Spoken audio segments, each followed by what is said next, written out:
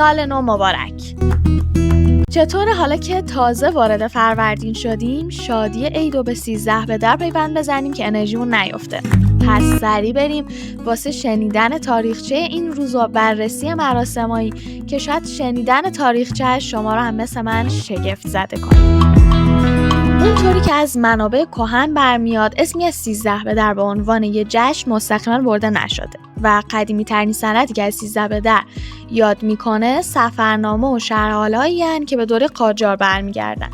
اما ملک مهرداد بهار که ازش به پدر اسطوره شناسی ایرانی یاد میشه توی کتاب از اسطوره تا تاریخ خودش به جشن و پایکوبی مردم در روز 13 فروردین در دوران صفویه هم اشاره میکنه. با این حال پژوهشگران و باستانشناسان معاصر 13 به در رو همچین بدون فلسفه هم نمیدونن.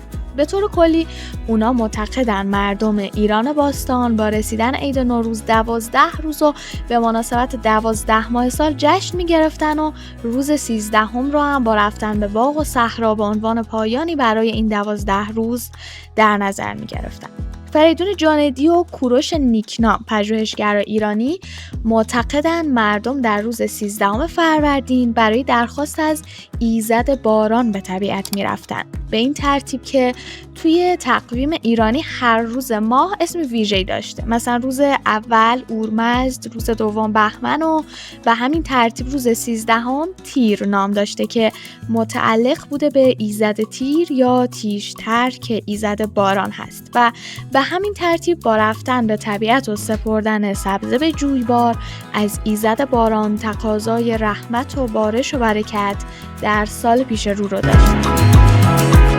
یکی از رسمای معروف 13 به در گره زدن سبزه است. اگه بخوایم فلسفه سبزه گره زدن رو بدونیم باید به روایت آفرینش در ایران باستان رجوع کنیم. کیومرث که در تاریخ باستانی ما نخستین بشر و نخستین پادشاه بوده یه دختر و پسر دوقلو به نامهای مشی و مشیانه داشته که در روز 13 فروردین برای اولین بار در جهان با هم ازدواج میکنن و پیوند زناشویی خودشون رو با گره زدن دو شاخه مورد به هم میبندن.